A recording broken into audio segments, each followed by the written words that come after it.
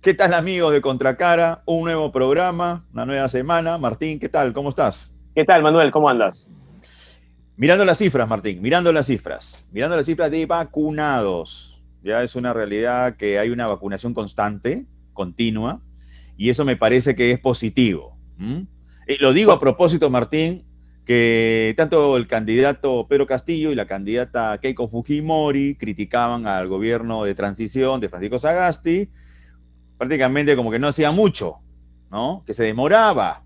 Pues bueno, ya tenemos 60 millones de vacunas compradas, en ¿ok? pocos meses, ¿eh? En pocos Sí, meses.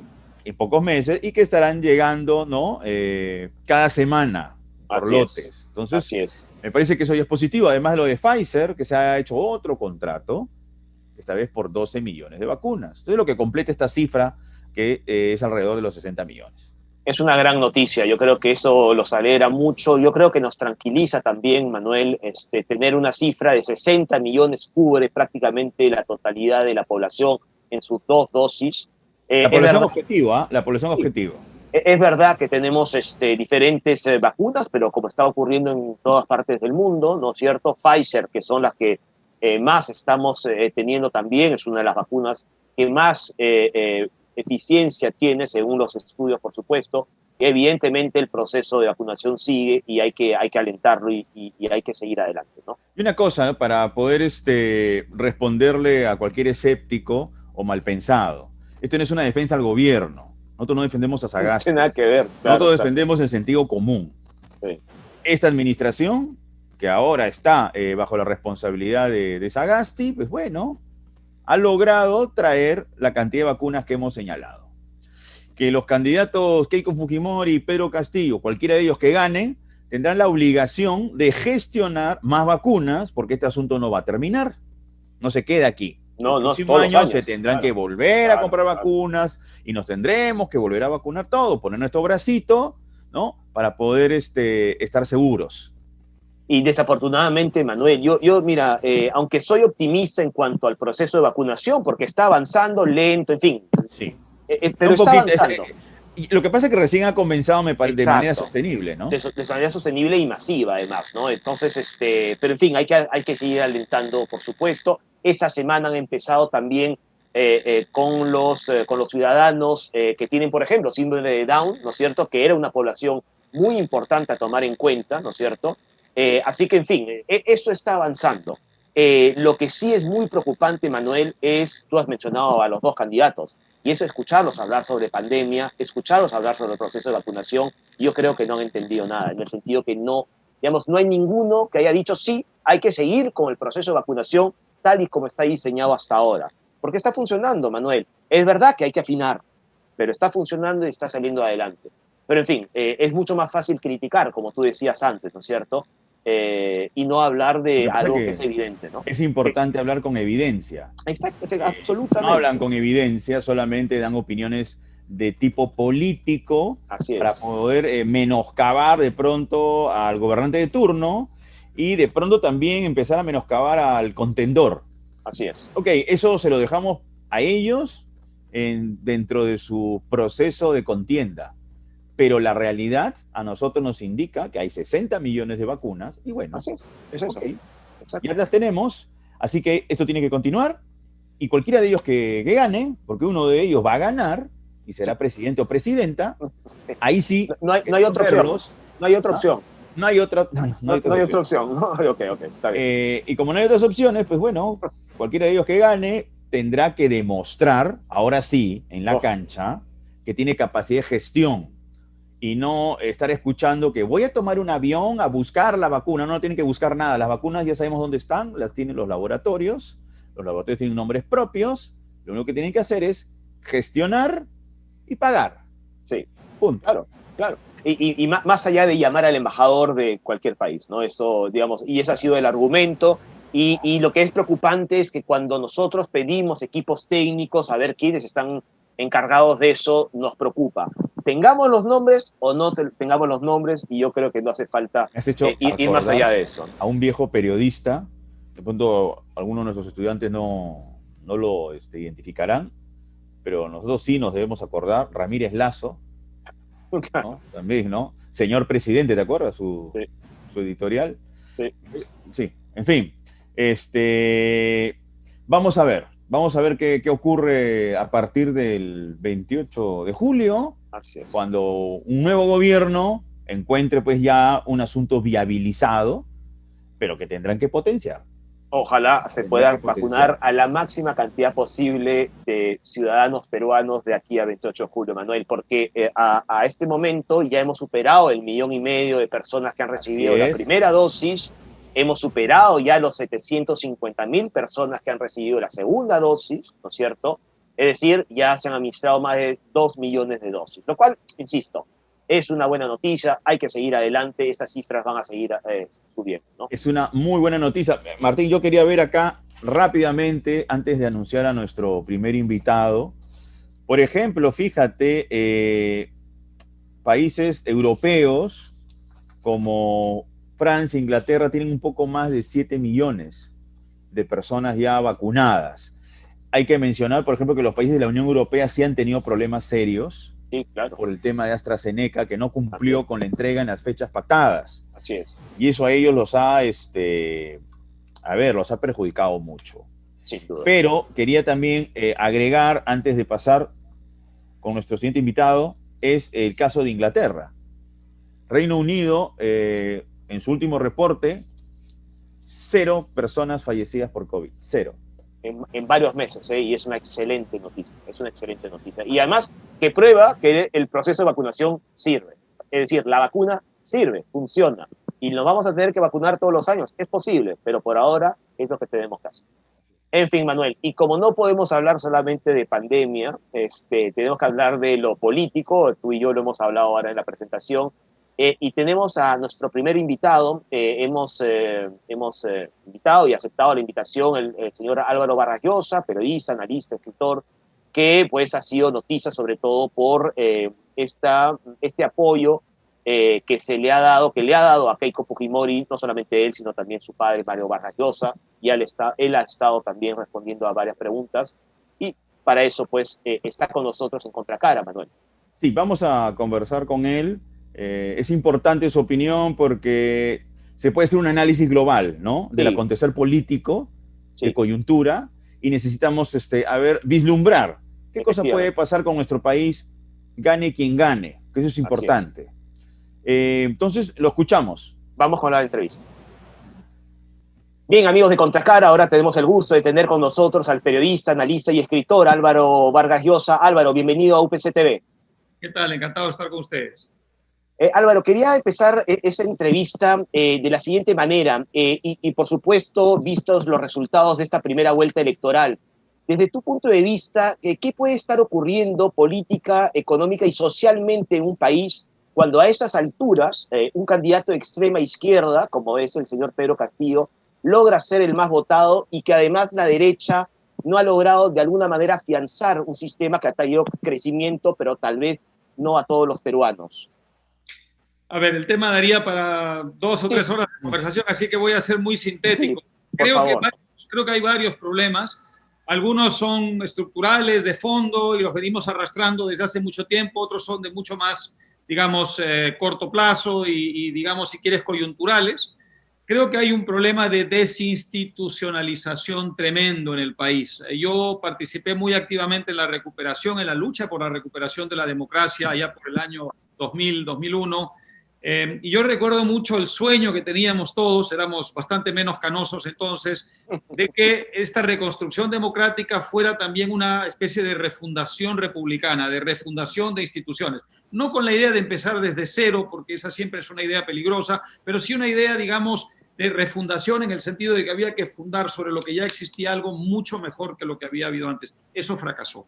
Fracasó por muchas razones, porque nuestros gobernantes, nuestros dirigentes no supieron entender que eso era lo más importante, que lo más importante no era el corto plazo, sino eso, y desde luego porque muchos de ellos fueron, además de eso, tremendamente corrompidos y gentes con muy poco sentido de estadista, ¿no? Luego creo que hay otro problema que es económico. Hay un problema muy, muy grave. Durante varios años, sobre todo en el contexto de la bonanza de los commodities, de las materias primas, se produce en el Perú, como en otras partes de América Latina, una expansión de la clase media muy notable. Eso vino aparejado, por supuesto, con la reducción de la pobreza, como todos sabemos, a niveles más o menos que bordean el 20-21%, algo notable. Y ese crecimiento, esa expansión de la clase media, yo creo que es lo más importante que pasó en el Perú de esos 20 años, digamos. Un poquito menos de 20 años.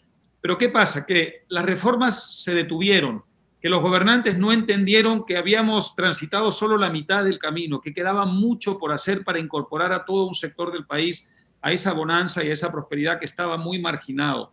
Y no solamente no vieron esto con claridad, sino que además, en cierta forma, agravaron las cosas con un manejo de las instituciones que las hacía todavía mucho más excluyentes y que concentraba la oportunidad en pocas manos. Si a eso le añadimos el contexto internacional de la crisis financiera de hace una década, las secuelas en el mundo emergente del que forma parte el Perú, y encima de eso añadimos la pandemia, que ha sido en el Perú pésimamente mal gestionada. Hay buenas noticias en los últimos días y me alegro mucho, pero qué mal gestionada estuvo.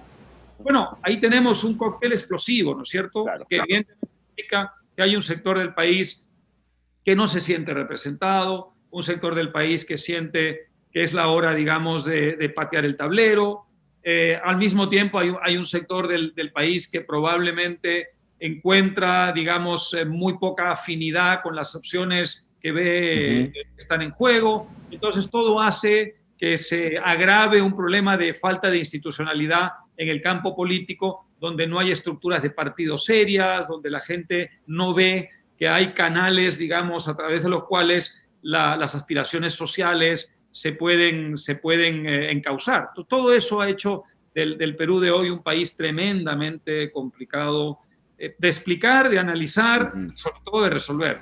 Sí, Álvaro, justamente en ese sentido de tu respuesta, el tema de la debilidad del Estado peruano como un Estado incapaz de responder a las necesidades de sus pobladores. Es decir, la fortaleza justamente en ese sentido. ¿Por qué el Perú no ha tenido capacidad de manejar su territorio, de administrar lo que es suyo y ejercer la ley? Somos un Estado bastante, en ese sentido, bastante precario, ¿no? Claro, ¿no? Ese es un gran problema. Fíjate que es una paradoja en realidad solo aparente, pero es una paradoja en cierta forma que se haya multiplicado el ingreso fiscal del Estado peruano, más o menos por 5 en ese periodo. Y sin embargo, la sensación que uno tiene es la contraria, y es que la capacidad del Estado para abarcar el territorio ha ido disminuyendo, a pesar de que, repito, se ha multiplicado más o menos por 5 el ingreso fiscal del Estado, porque evidentemente con el aumento de la prosperidad, por lo menos en un amplio sector del país, los ingresos fiscales tendían a subir. No solamente eso, sino que el gasto burocrático se ha multiplicado por 10 en ese mismo periodo. Y uno se pone a pensar, si el Estado multiplica el gasto burocrático por 10 y abarca menos y menos y menos territorio, ¿qué diablos está pasando con eso? Está pasando básicamente la ley del embudo, ¿no? Una estructura de Estado que evidentemente está cada vez más apartada de lo que es el país. Ojo que en ese punto, Álvaro, apelando a tu experiencia, ¿por qué crees tú que a los gobernantes en este país no les ha interesado, primero, hacer la reforma del Estado para que sea eficiente? Porque dinero hay. Este es un país que tiene recursos. Los gobiernos regionales los tienen. Pero seguimos teniendo demandas de los ciudadanos donde no tienen una educación de calidad, donde no hay acceso a servicios de salud que los puedan ayudar a mejorar, en fin, su bienestar. No existe eso, pero hay plata. ¿Qué cosa es lo que ocurre? ¿Qué nos impide a nosotros, al Estado peruano, a sus gobernantes de turno, liderar una reforma del Estado para que la gestión pública, de una vez por todas, sea eficiente? Creo que ha habido varios problemas. Uno de ellos es que algunos dirigentes piensan que el problema es simplemente redistributivo, es decir, que ingresa dinero y se redistribuye el dinero y ya está. Y como por arte de magia, como por arte de birlibirloque, digamos, se van a transformar las estructuras sociales del país. No, tú puedes redistribuir 10 veces más del dinero que tienes y si no haces un Estado eficiente y no reformas las estructuras, eso no va a servir de nada. Yo no me canso de repetir, desde el año 2004 se han repartido a los gobiernos regionales y a los gobiernos locales más de 120.000 millones de soles al cambio de entonces más de 30.000 millones de dólares. No hablo de solo de canon minero, estoy hablando de también otras participaciones, pero es un montón de dinero, ¿no es cierto? Y sin embargo, la sensación que tienen muchas de esas regiones, la gente de esas regiones, y así nos lo ha dicho el mensaje de las urnas, es que el dinero no les llega. Entonces, ha habido esto, un problema, digamos, de una concepción completamente equivocada de lo que significa la redistribución. Ha habido un problema de cobardía, no atreverse a atacar ciertas reformas del Estado que inevitablemente son impopulares y son difíciles de vender. Cuando algunas veces se ha intentado hacer una reforma de la educación, se ha convertido en una situación explosiva, ¿no es cierto? Además, el sindicato de maestros es un sindicato muy poderoso, con una gran capacidad de, digamos, de contraataque. Y entonces, ¿qué ha pasado? Que los gobernantes inmediatamente han dado marcha atrás y no se han atrevido con esa reforma. Y ha pasado un poco lo mismo en salud. Yo escuchaba el otro día al candidato Castillo quejarse mucho de que el presupuesto de salud es un presupuesto superior al presupuesto del MINSA, a pesar de que en salud hay menos afiliados que en el Ministerio de Salud. Bueno, pero eso tiene que ver con las empresas, porque son las empresas las que aportan el salud, en realidad los que trabajan a las empresas a través de sus empresas, ¿no es cierto? Entonces, ¿por qué? Bueno, porque ha habido una incapacidad total para entender que el Ministerio de Salud y digamos, la participación del Estado directa en el campo de la salud requería una reforma, una modernización, que desde luego iba a ser difícil de vender, compleja desde el punto de vista político, pero si no te atreves a iniciarla, o por lo menos a iniciarla de verdad y a fondo, no te puedes quejar de que unos años después la gente perciba que el Estado recibe más dinero y que sin embargo el servicio de salud es un verdadero desastre. Y si además te toca una pandemia que pone en evidencia esa precariedad doblemente grave, el mal que se ha hecho, ¿no? Entonces, además hay un tema adicional que lo hemos visto en otros países de América Latina, ¿no? A medida que crece la clase media, crece la impaciencia por una, digamos, gestión eficiente, ¿no? La gente, mientras más asciende socialmente, más exigente tiende a ser con su Estado. Y en el Perú ocurrió, como en algunos otros países de América Latina, que había este ascenso social en el buen momento, digamos, del boom de los commodities, había este crecimiento de la clase media, pero esa clase media que le exigía al modelo buenos servicios, sentía que ese modelo era cada vez menos capaz de darle los servicios que demandaba. Y eso ha creado una fractura emocional muy grande entre el ciudadano y el Estado, cuyo resultado en parte es lo que estamos viendo en las urnas, ¿no? Álvaro, justamente respecto a la pregunta de Manuel y por supuesto a tu respuesta, vemos que lo que nos ha faltado son reformas. Y quiero juntarlo y relacionarlo con la campaña que estamos viviendo hacia la segunda vuelta y el apoyo que tú, y en fin, tu padre, pero tú le has dado a la candidata Keiko Fujimori. ¿No crees que estaríamos en un panorama o un escenario diferente si es que Keiko Fujimori no hubiera aprovechado sus buenos resultados, sobre todo legislativos, en el año 2016 y justamente desde su bancada hubiera pues alentado ciertas reformas?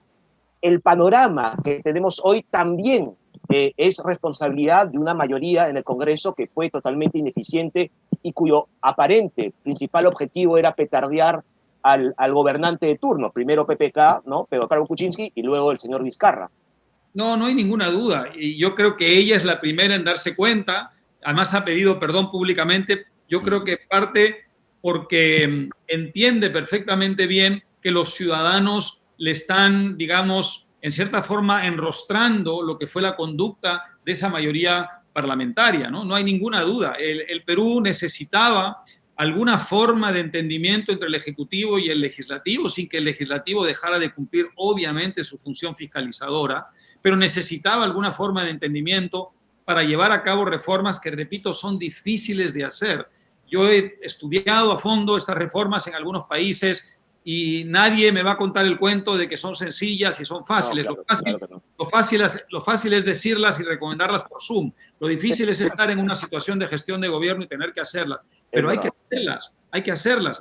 Si queremos que el Perú pase a formar parte del primer mundo, un objetivo que está perfectamente al alcance del Perú porque lo han conseguido otros países con menos riquezas, hay que acometer ciertas reformas. Y eso necesita un marco, digamos, de gobernabilidad que brilló por su ausencia en los últimos años. Y no hay ninguna duda que esa responsabilidad está bastante compartida, por cierto, también con otros partidos, Sí, pero en el caso del fujimorismo la gente le está pasando una factura y eso es lo que está haciendo, digamos, mucho más difícil a Keiko terminar de sintonizar con la gente, aunque evidentemente ha progresado mucho en las últimas semanas, ¿no? Manuel, permíteme una repregunta muy Sí. rápida. ¿Eso es lo que debe combatir Keiko? Es decir, su rival en realidad es aquel antivoto del antiqueiquismo, antifujimorismo, más que Pedro Castillo, que creo que él mismo se hace una campaña en su contra, ¿no? Sin ninguna duda, yo creo que sin ninguna duda, creo que lo has dicho muy bien. Es decir, tiene en cierta forma ella que reconvertirse, tiene que nacer en ella, o por lo menos tiene que la gente percibir que nace en ella la estadista que pudo ser en los últimos 5 años y que por las circunstancias que hemos descrito no fue. Okay. Eso es lo que tiene ella que lograr. No es fácil, es una tarea ardua y difícil, pero es absolutamente indispensable porque no me canso de repetir, en esa cédula de sufragio no va a estar San Martín de Porres, ni va a estar la Madre Teresa de Calcuta, ni va a estar Santa Rosa de Lima. Vamos a tener 2 opciones. Y no nos engañemos porque el voto en blanco no es una opción viable. El voto en blanco solo sería una opción viable si alcanzara el 66% de votos. No vamos a llegar nunca al 66%. Y si llegáramos, ¿de qué serviría? Se anularía la elección y volvería a haber una nueva elección. Y los resultados serían muy distintos, lo dudo muchísimo. Hay 2 candidaturas. Necesitamos que la candidatura, que evidentemente es superior, que es la de Keiko, se convierta en una candidatura que logre convencer al sector no fujimorista del país de que ella ha aprendido la tremenda lección de los últimos años. Yo quiero creer que eso es posible y que entre todos debemos presionar para que eso sea posible, porque si no, la alternativa es que vamos a perder los próximos años y el Perú no se puede dar el lujo de seguir perdiendo el tiempo de esta manera. El tema, Álvaro, es que los últimos 5 años también fueron perdidos y los anteriores como que medios congelados. Es decir, el Perú vive en constante pendientes, ¿no? Cerca del abismo. Y ese es un asunto que deberíamos resolver. Yo te coloco el siguiente tema. El Perú debió haber resuelto en el siglo XIX y principio del siglo XX todo el asunto de la institucionalidad. Y no lo ha resuelto. Y ese asunto nos impide a nosotros no solamente crecer. Quizás hemos crecido, sí, es verdad. Hemos crecido económicamente en términos macroeconómicos. Se ha reducido la pobreza un porcentaje. Pero como no somos una institucionalidad, esas cifras no se han podido mantener en el tiempo. Exactamente. Porque no tienes la capacidad de respuesta para hacerlo. ¿Tú crees que si Keiko Fujimori gana estas elecciones, va a tener la capacidad de liderazgo para asumir este tipo de reformas? Mira, déjame antes que nada pescar una cosa que dijiste que me parece muy importante, ¿no? Es verdad lo que dices con respecto a las instituciones. Yo hubiera preferido que en esos 20 años donde tuvimos en una parte, por lo menos de esos 20 años, tasas de crecimiento de 6% y luego de 4%, hubiéramos tenido una tasa promedio de 3%, pero con buenas instituciones. El país sería infinitamente mejor de lo que es hoy.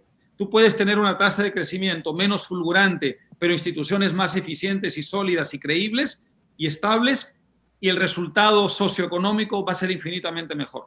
De modo que creo que esto es una idea muy importante. Es decir, no sirve de mucho que en un contexto de bonanza de los commodities tú crezcas 6%, 7% a lo largo de 8 años si tú no resuelves este tema institucional, porque a la larga vamos a terminar exactamente donde estábamos antes. De hecho, esa es la historia económica del Perú.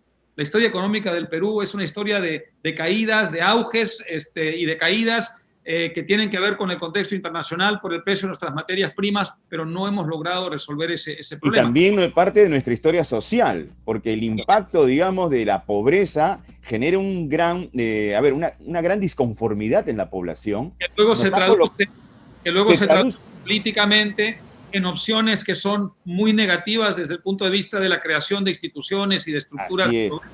Y ojo, vinculemos esto, por ejemplo, en los 80 con Sendero. O sea, Sendero es una respuesta terrible, violenta, pero que tiene una serie de razones que en ese momento, en los años 70 además, no se quisieron ver y que nos tuvimos que pasar varios años en un drama de sangre. Así es. Y yo diría, más allá todavía, el primer gobierno de Alan García en parte es la consecuencia de que durante medio siglo los militares impidieron al APRA llegar al poder. y entonces eso como que se incubó a lo largo de medio siglo, y entonces las políticas que el APRA hubiera hecho quizá 20 o 30 años antes las terminamos haciendo en los años 80, lo que le costó al Perú muchísimo tiempo, de pérdida me refiero, ¿no? Entonces, sí, sin ninguna duda. Ahora, no podemos retroceder el tiempo. Lo único que podemos hacer ahora es corregir el futuro, no el pasado. Y entonces hay que empezar de una vez. Y no tiene ningún sentido que empecemos ahora una nueva guerra fujimoristas versus antifujimoristas. Si te lo dice alguien que ha combatido el fujimorismo casi 30 años. No tiene sentido. Perderíamos otra vez 5 años más. El Perú no se puede dar ese lujo. Estamos en pleno siglo XXI. Terminemos de elegir, elijamos bien, es lo que hay. Y entonces tratemos de que el gobierno de Keiko sea, ojalá logre ganar las elecciones primero, pero si lo hace, que sea un gobierno donde, digamos, podamos resolver las diferencias políticas dentro de un marco civilizado y podamos llegar a un mínimo consenso sobre 3 o 4 puntos básicos, que sean como derroteros, digamos, de progreso en el futuro, independientemente de que seguirá habiendo izquierdas y derechas, y eso es perfectamente legítimo, y no conozco ninguna democracia en el mundo que no tenga, que no albergue esas diferencias políticas, ideológicas y esas distintas sensibilidades, si quieres, políticas, pero tenemos que llegar a consensos básicos. Uno de ellos tiene que ser la reforma del Estado. Si nosotros 5 años más tarde seguimos con un Estado como el de hoy, la respuesta política va a terminar siendo que el día de mañana ganará un señor Castillo o un señor Cerrón en las elecciones. Y entonces entraremos en una espiral, digamos, no solamente autoritaria y dictatorial, sino además de empobrecimiento aún peor, mucho más grave del que ya padece el Perú. Y eso realmente es algo que duele muchísimo, porque este es un país que podría tener un futuro verdaderamente notable en el contexto de la región, y es verdaderamente increíble que nosotros estemos produciendo apenas 220.000 millones de dólares al año en bienes y servicios cuando podíamos estar produciendo 3 veces más. Álvaro, has mencionado la posibilidad evidente de que la señora Keiko Fujimori gane las elecciones. Lo que ella necesita es un inicio de gobierno muy tranquilo y que tal vez traiga tranquilidad incluso a los sectores que no han votado por ella. Y no solamente me refiero a los que han votado por Pedro Castillo, sino los que no han decidido por ninguna opción. ¿Sería un grave error, crees tú, más allá de que sea su hija o no, que ella proponga y que le dé el indulto a su padre? ¿Eso acaso no encendería nuevamente las calles y llevaría justamente a aquella gente que está muy indecisa? ¿No crees que los llevaría a las calles y pues traería nuevos problemas para el Perú? Mira, este es un tema delicado para quienes hemos tomado la opción de apoyarlo en la segunda vuelta, porque es una promesa o compromiso que hizo desde la primera vuelta. Entonces crearía una situación, digamos, insoluble si nosotros le pusiéramos esa condición. Es decir, no lograríamos el objetivo, que es parar lo que para mí es claramente un proyecto no solamente autoritario desde el punto de vista político, sino devastador para la economía, que es el del señor Castillo, y nos privaríamos de la posibilidad de que Keiko Fujimori, digamos, aprendiendo las lecciones del pasado, le dé al país la oportunidad de iniciar la andanza por el buen camino, ¿no? De manera que este es un tema delicado. Yo lo que creo con respecto a eso es que evidentemente ella tendrá que manejar ese compromiso dentro de lo que es la institucionalidad jurídica del país, ¿no es cierto? Y eso dependerá mucho de las instituciones jurídicas. Yo no quiero, como persona que ha tomado esta decisión difícil pero convencida, ponerle esa condición, porque me parece que creo ahí una situación totalmente insoluble. Ella tendrá que medir eso y tendrá que actuar lógicamente, como digo, dentro de los parámetros jurídicos, y tendrá que ser, digamos, ese marco el que finalmente decida si eso es posible. Ahora, Álvaro, apelando un poco a la frase célebre del personaje de tu padre en Conversión la Catedral, Zabalita, ¿en qué momento se jodió el Perú? Me parece que hay varios momentos en que el Perú se ha jodido. Yo quisiera de tu parte que me identifiques para ti cuáles han sido esos momentos centrales donde el Perú tomó malas decisiones y esas decisiones, pues, malas todavía siguen repercutiendo en nuestra vida. Hay muchas. Yo creo, a ver, podríamos regresar al siglo XIX, donde es decir, solamente países como, qué sé yo, Uruguay o Chile tuvieron, digamos, la visión de darse a sí mismos instituciones duraderas y estructuras, digamos, más o menos modernas, pero podríamos también venir más acá y pensar en la época de Velasco. Yo creo que la experiencia del velasquismo fue una experiencia nefasta y devastadora para el Perú. pero probablemente fue también la consecuencia de no haber permitido décadas antes que ciertas malas ideas económicas, digamos, vivieran su hora y luego perecieran, ¿no? Hubo como una especie de, como digo, de incubación de malas ideas que al final el Perú fue, en cierta forma, cuya ejecución el Perú fue postergando, y cuando se ejecutaron finalmente lo que lograron es hacerle mucho daño a la etapa, digamos, contemporánea y moderna. Hoy día todavía el Perú padece las consecuencias del velasquismo en la agricultura, por ejemplo. Es un campo donde eso se ve con una enorme claridad, ¿no?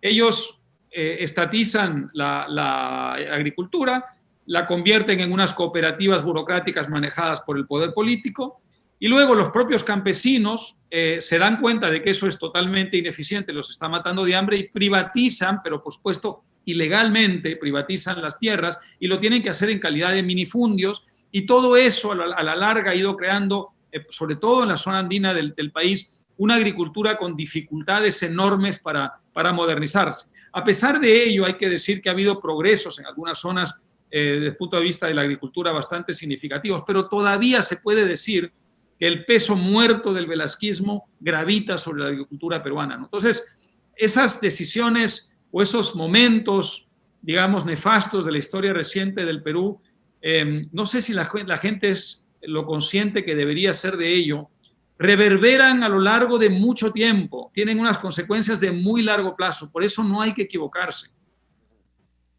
Álvaro, ¿qué pasa con los centros democráticos en los países? Lo digo porque en el Perú ha desaparecido totalmente, lo hemos visto en las elecciones claramente, pero el Perú no es el único caso. Estados Unidos tiene dos bandos, digamos, o dos rivalidades, pero en España, ¿no?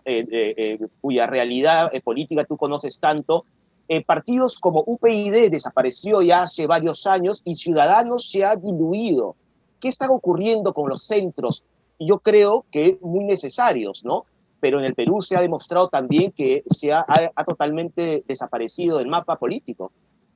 Vivimos una era de polarización y de resurgimiento del populismo, tanto de derecha como de izquierda. Esto es una constatación en todas partes. Yo creo que el caso de España también es muy evidente.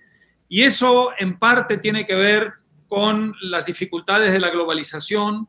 La globalización es una gran cosa, pero es también algo que requiere un periodo de adaptación. Hay unas dislocaciones durante el proceso de la globalización que evidentemente tienen una repercusión política. También hay que tener en cuenta que la crisis financiera en los países desarrollados fue una crisis tremendamente traumática. El caso de España no es un caso aislado. Y entonces esa crisis, que además yo viví en parte en Estados Unidos, es una crisis que en cierta forma ayudó a que brotara el populismo, que no había desaparecido del todo, que estaba ahí, pero confinado en ciertos bolsones, digamos, de la vida política, y que adquiriera una especie de carta de ciudadanía, de derecho de ciudadanía, ¿no?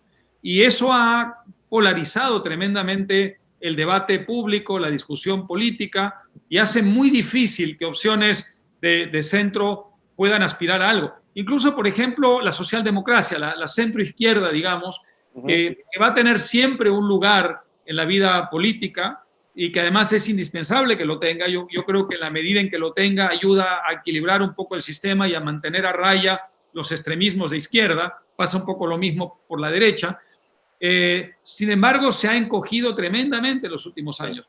Fíjate los resultados electorales, país tras país tras país, los socialdemócratas están siendo derrotados y derrotados y derrotados. Entonces, totalmente. ¿por qué? Bueno, porque está pasando eso, se está encogiendo, digamos, el sector, el segmento de la moderación, y lo que está ensanchándose es el sector o el segmento de la polarización y de la agresividad y de la, digamos, afirmación violenta desde el punto de vista ideológico. Evidentemente eso para la convivencia pacífica es malísimo. Bien, Álvaro, te agradecemos mucho tu participación aquí en Contracara, programa que se transmite vía UPC TV. Cómo no, muchas gracias a ustedes. Hasta pronto. Muchas gracias, Álvaro. Fuerte abrazo. Bueno, Manuel, hemos hablado, creo, de una manera bastante extensa con Álvaro Vargas Llosa, pero nos hemos centrado no en lo que ya sabíamos del acuerdo, en fin, ¿no? De que le había pedido Mario Vargas Llosa a Keiko Fujimori, sino hemos dado un paso más hacia adelante. Dice, ok, ¿qué es lo que esperas tú o qué debe ocurrir en los próximos años? Claro, porque eso ya lo ha respondido en distintos medios de comunicación, ¿no? Muchas veces. Sí. Acá lo importante era abordar qué es lo central para los dos candidatos. Uno de esos dos va a ganar, uno de esos dos candidatos será el próximo presidente o presidenta, y lo que queremos saber es cuáles son las urgencias.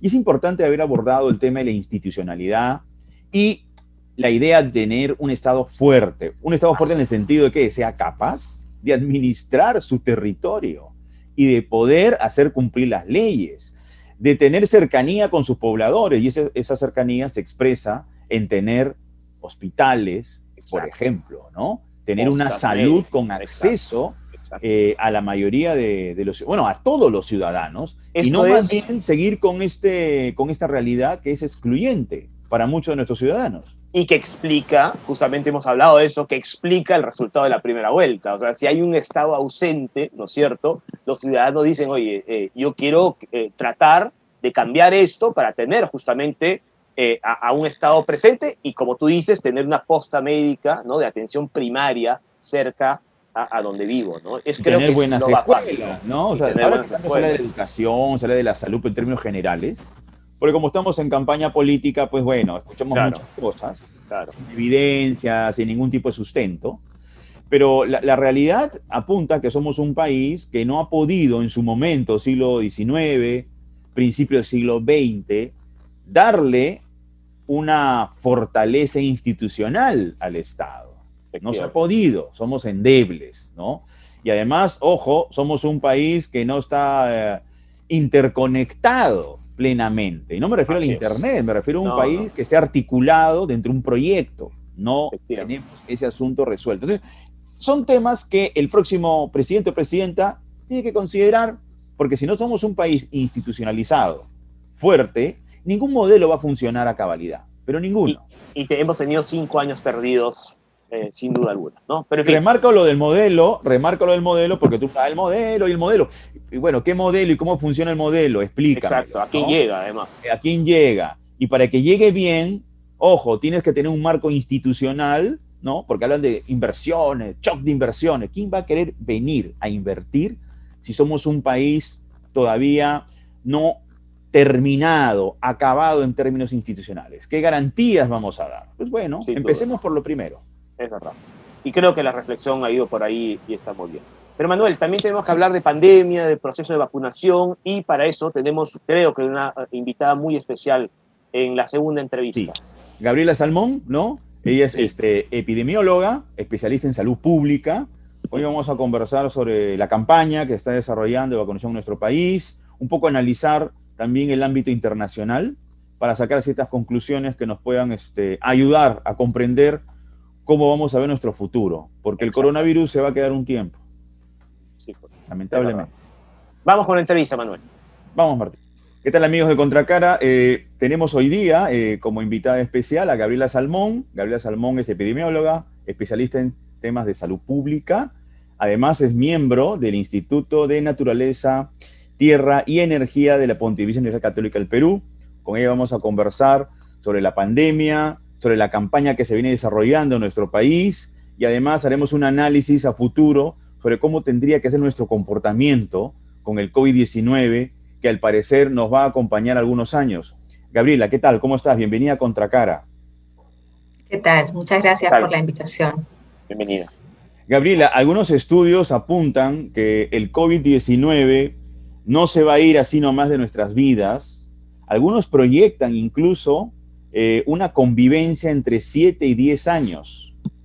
Bajo ese tipo de contexto, definitivamente nuestro comportamiento en nuestro día a día va a tener que cambiar, y va a ser esencial, pues, adquirir de manera permanente utilización de mascarillas, un cuidado bastante prolijo de nuestra persona. Me refiero a lavarse bien las manos, ese tipo, digamos, de costumbres que quizás algunos no la tomen muy en cuenta, pero que son claves y esenciales para evitar contagiarse y evitar una situación mortal. Sí, bueno, es probable que este virus y, bueno, la COVID que genera nos haga, la tengamos por un tiempo, un poco de la misma forma que muchas de las enfermedades que tenemos ahora, ¿no? Tienen un origen, una buena proporción de ellas, un origen animal, que luego se ha quedado y se ha mantenido en nuestra población. Y se presentan pues estacionalmente. De hecho, los coronavirus, tenemos algunos coronavirus de antes que nos causaban resfriados. Lo que pasa es que, claro, es bien diferente un resfriado de lo que estamos viendo ahora. De todas formas, creo que hay una serie de acciones que hemos aprendido con esta pandemia, que son bien importantes en salud pública y que nos van a ayudar no solamente con esta enfermedad, con este virus, sino también con algunas otras con las cuales ya convivimos, ¿no? Por ejemplo, el hecho de, como decías, tener un lavado de manos. Estaba mirando, por ejemplo, algunos comentarios de algunas personas que han adoptado algunas estrategias que les han gustado y que quisieran mantener, ¿no? Como también el usar mascarilla cuando uno está enfermo, que ya se hacía en otros países y nosotros lo veíamos muy raro. Sin embargo, nosotros tenemos tuberculosis, ¿no? Y para la tuberculosis, por ejemplo, es importante hasta que una persona, ¿no? El poder prevenir, también se da el contagio, mantener espacios ventilados en el transporte público, también es fundamental. Pensemos también en otras enfermedades respiratorias que tenemos normalmente, y que de hecho el año pasado con la pandemia y con todas las restricciones que hemos tenido y al andar todos con mascarilla, pues no se han presentado con los picos que normalmente se tienen, ¿no? Entonces, Gabriela, perdón. Sí. Sí, no, siga, disculpe. No, solamente que creo que algunas de estas maneras de relacionarnos, que de alguna forma nos van a ayudar también, si bien ha sido quizás diferente, incómodo, también podemos sacar algún beneficio para otras enfermedades. Gabriela, una de las cosas que esta pandemia, esta terrible pandemia nos ha enseñado, nos ha mostrado, es nuestro sistema de salud muy deteriorado, ¿verdad? Cuando todo esto vaya acabando, espero que unos meses, en fin, no se sabe cuándo, ¿cómo podríamos replantear una refundación o una reforma muy profunda de nuestro sistema de salud tan abandonado, no por ese gobierno, no por el anterior, desde hace pues 30, 40 años, ¿no? Por todos, lo hemos dejado todos de lado. O sea, lo digo yo también como investigadora en estos temas. Lamentablemente era normal el saber que en una posta, en algún lugar, no tenías medicamentos, no tenías cómo trasladar a un paciente si ocurría algo, que necesitara Creo que va a ser muy importante dar el verdadero peso y soporte a la atención primaria de salud, a los establecimientos de menor complejidad. Es algo que se viene hablando hace mucho tiempo y que de hecho de alguna forma está diseñado en nuestro sistema, pero que no se le ha dado realmente el soporte que necesita. Y se puede hacer, o sea, hay una serie de trabajos que se han estado haciendo, pero que permite, por ejemplo, ver en el espacio territorial cuál es la forma más eficiente de poder asegurar el acceso a un centro de salud y a una posta de salud, ¿no? No se trata de tener, por ejemplo, en una zona periférica de Lima un montón de pequeñas postas, pero sí que el establecimiento de salud al que vayas esté a una distancia accesible, que puedas encontrar los servicios que requieras y que pueda dar una respuesta inmediata si se necesita una evacuación, un traslado. Y son trabajos que se han estado haciendo, pero efectivamente hemos tenido abandonado nuestro sistema de salud en la misma Lima, ya no te estoy hablando de lugares más alejados. Una cuarta parte de los establecimientos de salud hasta hace unos años no tenían agua corriente. ¿no? Entonces, imagínate, ahora hablamos de lavarnos las manos, y en el segmento de salud no había cómo hacerlo de forma adecuada, ¿no? Gabriela, otro aspecto que va a ser importante, tú has mencionado justamente un poco el abandono que el sistema de salud en nuestro país padece, ¿no? Un abandono que tiene responsabilidad en el Estado. Sin embargo, el Estado va a tener que afrontar no solamente este reto en este momento, porque es necesario que empiece a potenciar la atención primaria. Chile ha tenido una campaña exitosa justamente a partir de tener una atención primaria de calidad, y es el mismo caso de Israel, ¿no? Ahora, nosotros todavía no estamos hablando de un punto que va a ser muy central. Vamos a tener que seguir utilizando vacunas, porque el coronavirus no va a desaparecer un buen tiempo. Y lo que tenemos como información es que las dosis de las vacunas, incluyendo la de Pfizer, que por lo que se dice es la más efectiva de todas, solamente tiene una duración de inmunidad de unos 6 meses. Incluso la misma farmacéutica ha dicho que se va a necesitar una tercera dosis para poder proteger a la persona. En ese contexto, el gobierno que entre y los que lleguen, en fin, van a tener pues que hacer una reelaboración de su política en función justamente a la salud pública de este país. Sí, y déjame apuntar ahí dos cosas sobre lo que estás comentando. Efectivamente, en este momento, digamos, la protección que se conoce a las vacunas tiene esa duración, pero también porque estamos siguiendo a las personas que han sido vacunadas, estamos finalmente siendo parte de un de seguimiento de personas que recién han sido vacunadas con las vacunas, entonces no se tiene más información, ¿no? Y es más, todos los meses no veo información de, bueno, se ha comprobado ¿no? la presencia de anticuerpos, una serie de marcadores de inmunidad a 4 meses, a 5 meses, a 6 meses, ¿no? ¿Es posible que se necesite un refuerzo? Es posible, ¿no? Lo vamos a tener que ir mirando, va a tener que tenerse en cuenta las variantes que se puedan presentar, que es algo que hemos estado mirando y que hay que irlo vigilando, monitoreando. Si tenemos en mente, por ejemplo, un virus como la influenza, que cambia mucho más rápido que que nos estamos enfrentando, o sea, la influenza sí es muy variable, pues, ¿no? Año a año se tiene algo distinto, ¿no? No es el caso, definitivamente los cambios que se presentan son relativamente más lentos, ¿no? Pero de todas maneras es importante mirar. Pero lo que dices, Manuel, es muy importante en cuanto al apoyo que se necesita y el soporte que debe ser en cuanto a la investigación y el desarrollo tecnológico local. Porque además, más allá digamos, de poder desarrollar o producir vacunas, que obviamente en ese momento no estamos en capacidad de hacerlo, hay que ver también hasta qué punto es, digamos, Gabriel, conveniente. disculpe que Sí. te corte, pero ese punto nos parece bastante interesante. El Perú definitivamente no tiene capacidad para producir vacunas. Es decir, si liberan las patentes, como lo está proponiendo John Biden, presidente de Estados Unidos, el Perú aún así no podría hacer nada de momento. No hemos invertido en esa capacidad, en esa infraestructura o en ese personal especializado que también se necesita, ¿no?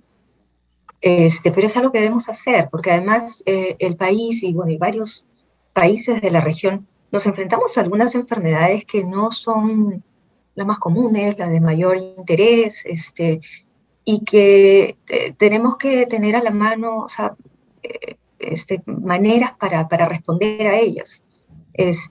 Yo he trabajado con enfermedades que se transmiten, zoonóticas, que se transmiten por animales, entre ellas la rabia, entonces siempre estoy siguiendo un poco cómo se va manifestando.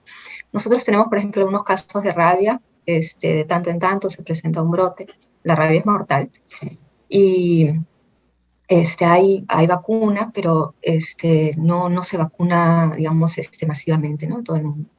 Pero a la vez también hay un tratamiento con inmunoglobulinas cuando se tiene una exposición de riesgo. Y ese insumo es escaso a nivel global, ¿no? porque, bueno, no es algo que sea común o que sea de interés, pero se trata de salvar vidas, porque ese es un virus mortal, ¿no? Entonces, creo que enfocarnos en trabajar, además, somos los expertos en muchas de estas enfermedades, porque convivimos con ellas. Entonces, es importante, por lo mismo, volvernos también en los expertos en las soluciones más adecuadas para ellas. Gabriela, en la pregunta de Manuel o en la repregunta, no estamos capacitados de hacer nada con las patentes si se liberan las patentes, y usted dijo, pues hay que hacerlo. Y a mí me huele, y corríjame por supuesto si no es así, que es una decisión política finalmente, ¿no es cierto?, que viene también del propio gobierno. En ese sentido, ¿le preocupa a usted los débiles planes de los candidatos que tenemos para la segunda vuelta en el proceso de vacunación o de la gestión de la pandemia, más allá que hayan llamado o no al embajador ruso? Sí, definitivamente para mí es una enorme preocupación la respuesta a la pandemia que pueda presentar cualquiera de los candidatos. Me miro bueno, no sé, un poco de tranquilidad el hecho que se hayan podido asegurar una cantidad de vacunas, porque creo que eso nos va a ayudar muchísimo frente al escenario que tenemos. O sea, realmente no veo que presenten algo muy claro. Y te estoy hablando solamente de la respuesta a la pandemia, ya estamos hablando de, digamos, de pensar en una estrategia futuro. Seguro. No es tan claro tampoco, ¿no? Pero bueno. Fría por su ausencia. Sí. Es más, ahora ya has mencionado, Gabriela, el tema de las vacunas que hemos comprado. A ver, para dar un breve repaso para las personas que nos están viendo, de Sinopharm se compraron 1.500.000 dosis, ¿no? Y ahora con lo de Pfizer, que es un acuerdo por 32 millones de dosis y ahora se han firmado por 12 millones más. O sea, en suma tenemos como 60 millones de vacunas. Así es. ¿Esto cubre, desde tu punto de vista, la necesidad del público objetivo vacunable? En ese momento, sí. En ese momento, sí. Ya. Es decir, ya este gobierno al menos ha resuelto para esta época, para este año, la vacunación. O sea, tenemos vacunas. Tenemos vacunas, así es, que irán llegando y las iremos recibiendo, pero sí, vamos a tener. Sí, cosa que hace unos meses no teníamos nada. Nada. Éramos un desierto. Bueno, lo quería señalar justamente porque los candidatos que se encuentran ahora en segunda vuelta tuvieron declaraciones bastante duras con el gobierno actual, en la medida que decían que se demoraba mucho, pero vemos la lista y pues bueno, tenemos 60 millones. Claro. Ahora a ellos les tocará, gane quien gane, comprar más vacunas para el siguiente año porque esto va a continuar. Así es. Tendrán la posibilidad de mostrar su capacidad de gestión. Sí, bueno, estarán obligados a hacerlo, no les va a quedar otra opción. Y bueno, finalmente el hecho de tener las vacunas aquí y poder aplicarlas depende también, nuevamente, de la capacidad que tenga pues Pfizer, AstraZeneca, Sinopharm de producirlas y hacerlas llegar. Entonces, y no somos los únicos que estamos pidiendo vacunas, ¿no? Entonces hay que tener todo eso también en contexto. Bueno, Europa tenía un problemón con AstraZeneca, ¿no? Que firmó y al final nunca entregaron. Gabriela, parece, y lo ha dicho el ministro de Salud, el doctor Ugarte, hace pocos días, parece ser que la curva de la segunda ola ya va disminuyendo. Por supuesto hay que seguir cuidándose, eso no asegura absolutamente nada, pero digamos, tener cifras menores como que alienta un poco más.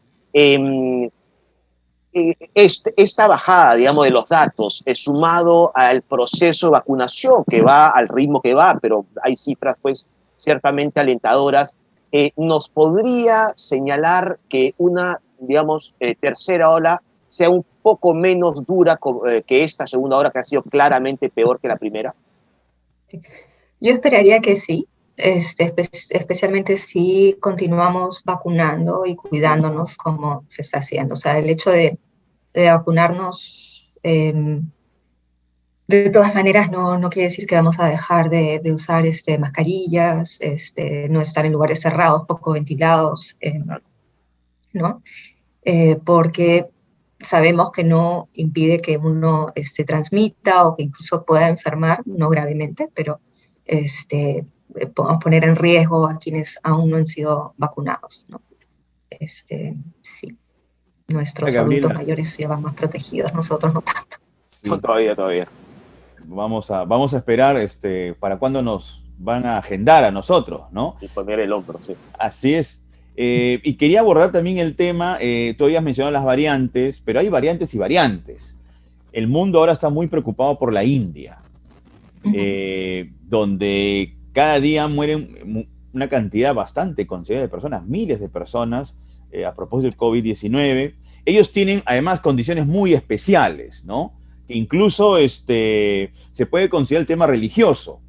Muchos no olvidamos esa imagen, ¿no?, en el Ganges de muchas personas semidesnudas, supuestamente en un rito espiritual para poder purificarse. Y lamentablemente las pretensiones religiosas difieren mucho de la realidad, ¿no? Justamente ahí en el Ganges ha habido una serie de contagios terribles que, bueno, y de ahí se ha ido propagando también en otros lugares de la India, y eso también se debe pues a ciertas precariedades sociales que tiene este país, porque así como tiene mucha riqueza, también tiene una pobreza muy extrema. Desde tu punto de vista, el caso de la India, ¿hasta qué punto podría ser un gran problema para la humanidad? Ya no solamente para ellos, sino para todos. No, esta es una aldea global. No, o sea, mientras tengamos el virus circulando en algunos lados, estamos en riesgo todos. Y el virus circulando además de manera descontrolada como está en este momento, ¿no? Lo mismo puede ser la India o Brasil, o cualquier otro país. Y sí, tenemos que, no es, es un poco como lo estamos viendo a nivel más cercano, ¿no? El hecho de que tengas un familiar que ya se ha vacunado, tiene que seguirse cuidando y tienes que seguir vacunando para poder, es de la misma forma, lo puedes imaginar si quieres, como con los países, porque mientras tengas esos focos se puede seguir transmitiendo y puede llegar a los... Un poco la repregunta iba en función al caso de Israel, donde ya los ciudadanos israelíes han abandonado las mascarillas. Solamente se las colocan cuando va a entrar a recintos, a lugares cerrados. Pero en la vía pública ya el gobierno dio la luz verde para que se quiten las mascarillas. Yo no sé hasta qué punto eso puede ser riesgoso para ellos mismos en este momento, ¿no? Que eso no, o sea, el coronavirus no se ha vencido. Sí, sí es cierto que en lugares abiertos el riesgo de contagios es bastante menor, se minimiza mucho. Y bueno, al haber podido controlar un poco más la presencia del virus, por lo mismo no tienen grandes focos de transmisión, ¿no? Entonces, bueno, han tomado esa medida y sí usarlo en espacios más bien cerrados. De todas maneras son medidas, como cualquier medida en salud pública, uno lo toma con la mejor evidencia que tiene a la mano disponible, pero tienes que ir evaluando. Y si toca ajustar y retroceder o poner otro tipo de parámetros, ¿no? Según es un entorno cambiante e incierto, entonces te manejas con las pocas certidumbres que tienes hasta este momento, y en la medida que vayas recogiendo más evidencia, puedes ir ajustando las estrategias más adecuadas. Ojalá lleguemos pronto a ese momento en el Perú, ojalá. Pues Gabriela Salmón, muchísimas gracias por atendernos en UPC TV y en Contracara. No, muchas gracias a ustedes. Muchísimas gracias. Hasta luego. Bueno, Martín, hemos conversado con un especialista, ¿ok? Con alguien que tiene evidencia científica y que nos dice que por más que liberen las patentes, nosotros, los peruanos no tenemos, lamentablemente, en este momento, la capacidad para poder producir vacunas. Sí. Bueno. Le he visto algo optimista en cuanto al proceso de vacunación, pero muy pesimista respecto a lo que se viene en relación a los planes que tienen los dos candidatos, ¿no? Porque bueno, pues que los dos es una candidatos evidencia, no demuestran solvencia a la hora de hablar de este tema, es la verdad. Es la verdad. Pero en fin, es importante hablar de cosas. Fíjate, Manuel, tú y yo, que hemos empezado este programa ya hace tiempo, pero que lo empezamos poco después de iniciar esta pandemia que nos tiene pues con todos estos cuidados, pero desde entonces hablábamos de las mascarillas, ¿no? Del lavado de manos, del distanciamiento. Bueno, esto va a seguir. Tenemos que seguir con esos cuidados, aunque baje la curva de la ola, aunque aumente el proceso o mejore y se acelere el proceso de vacunación. Porque es temporal. Sí, claro. No es algo que sea sostenible. O sea, hasta que exista el coronavirus, tenemos que tener este tipo de medidas de precaución. Así es. El uso de la mascarilla, ¿no? Lo que tú bien lo has señalado, bueno, se conversó también con Gabriela Salmón. Y bueno, a partir de allí se tiene que construir otro tipo de normalidad. Efectivamente. Aunque nos disguste, aunque nos moleste. Quería darte unas cifras, Martín. A ver. Mira, por ejemplo, en Europa, ¿no? A ver, Italia tiene población completamente vacunada, según estos datos, más de 7 millones de personas, ¿no? Bueno, Francia también. Sí. Estamos hablando de países que bordean los 60 millones, ¿no? En población, ¿no? Sí. Lo digo sí. para tener poder compararlo, pues, en su proporción, ¿no? Sí, además Europa, creo, ¿no? Sí, Europa tuvo un problema, además tú y yo lo hemos hablado mucho respecto a AstraZeneca, ¿no es cierto? Que pidieron mucho, pero AstraZeneca no logró cumplir, ¿no? Con esos pedidos, además que en muchos países se paralizó la vacunación con AstraZeneca por, en fin, algunos problemas y algunos efectos secundarios. Sí, bueno, en Latinoamérica, Manuel, el proceso de vacunación se mantiene, sabemos que Chile es el país que más rápido ha estado vacunando. Están llegando poco a poco ya casi al 50% de la población parcialmente vacunada, ese es con una dosis, ¿no es cierto? Ya tienen cerca casi el 40% con 2 dosis. Le sigue muy de cerca en proporción Uruguay, ¿no? Con 35% con la primera dosis y 22% con la segunda dosis, ¿no? Nosotros todavía estamos algo lentos, no hemos llegado al 5% con la primera dosis, pero, digamos, todo esto se va acelerando, ¿no es cierto? Y se va acelerando, como tú y yo hemos mencionado al principio del programa, en la medida que hemos estado comprando vacunas. No se puede vacunar, no se puede tener un proceso de vacunación rápido si no hay vacunas. Bueno, ahora ya tenemos las vacunas. Y van llegando poco a poco, ¿no? Van llegando poco a poco. Ojo, no es por defender al presidente Sagasti, pero claro, uno hace el comentario en la entrevista con Gabriela Salmón, sí, que, ojo, tenemos 60 millones de vacunas y los candidatos de esta segunda vuelta, tanto Keiko Fujimori como Castillo, no han reconocido, ¿no?, de manera categórica los logros de esta administración con el asunto de las vacunas. Y no hace daño eso, ¿eh? No, y hemos tenido previamente a eso una serie de críticas de distintos sectores políticos, claro, pero ni siquiera tienen, no consiguen las evidencias.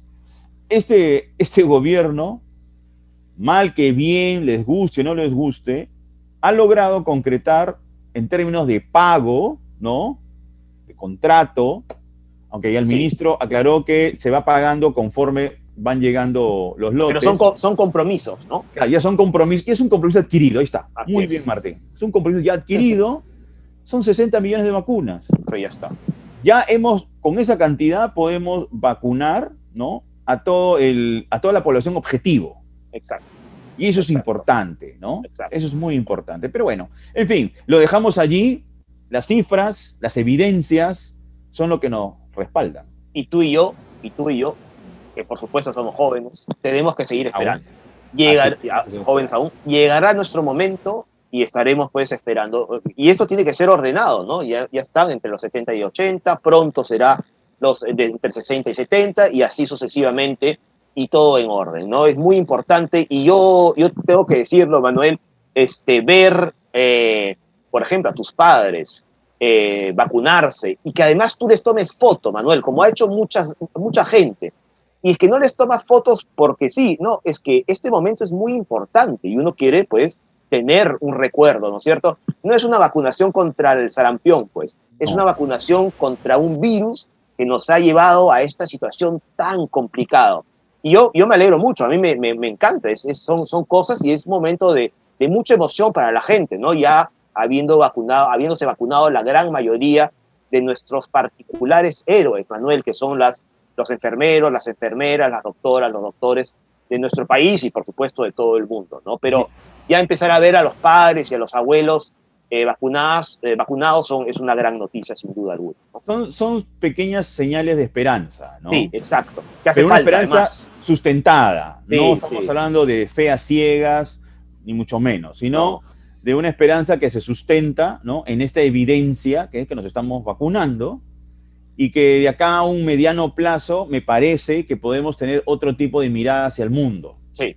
Más calmados, más tranquilos. Pero es una esperanza que hace falta, ¿no? Después de un año y pico tan duro, tan complicado para todos, y para todos, pero los mayores pues también lo sufren particularmente, ¿no? Perfecto. Por eso, Martín, molesta muchísimo escuchar declaraciones de negacionistas locales e internacionales. Sí, claro, por supuesto. Que disculpen, hablan solamente disparates, pero lamentablemente esos disparates se hablan en un marco donde ya más bien eso deviene en irresponsabilidad. Es un tema político, Manuel, desafortunadamente, y además esa irresponsabilidad a la que tú te refieres, y supongo que te refieres a esa, es desinformar a la población respecto a las vacunas que tenemos y que seguramente ha impedido que muchos más estén vacunados en este momento. Y eso son informes y declaraciones de expertos respecto justamente al proceso de vacunación, Manuel. Mira, logré escuchar la entrevista que le hicieron a Miguel Bosé, el cantante español, y la verdad que... ¿Aguantaste en serio toda la entrevista? Sí, fueron 2 partes. Sí, yo lo intenté, pero no aguanté mucho, francamente. La parte personal y ya más bien el tema de la pandemia. Estamos hablando de 1 hora, más de 1 hora y 20, ¿ah? Sí. En conclusión, cuando le refieren sobre la pandemia, primero al periodista le dice que se quite la mascarilla, que no le guste la gente con mascarilla. Es decir, hay todo un discurso no solamente irresponsable, sino también irrespetuoso con aquellas personas que ya no están. Ya no están justamente por el coronavirus. Exactamente. En fin, Manuel, mejor, aunque hay que hablarlo, por supuesto. Ojo, y acá también ahí por ahí ha surgido un tema. Pero en fin, por supuesto, a eso me refería yo. Yo me refería a lo local, Ya. Yo me refería a lo local. Pero en fin, mejor evitarlo y seguir apoyando este proceso de vacunación. Y hay que apoyarlo ahora y después del 28 de julio, sea quien sea el que gane. Así es. ¿No? En fin, Manuel, con esto vamos terminando la edición de hoy y nada, por esta semana hemos tenido creo que 2 buenos invitados y la próxima semana, por supuesto, gracias a la ayuda de nuestra productora, tendremos buenos invitados. a 2 buenos invitados también. Así que nada. Siempre buenos invitados acá, Martín, por favor. Sí, pero por supuesto, no hay duda. Nos Un vemos abrazo. la próxima semana. Nos vemos.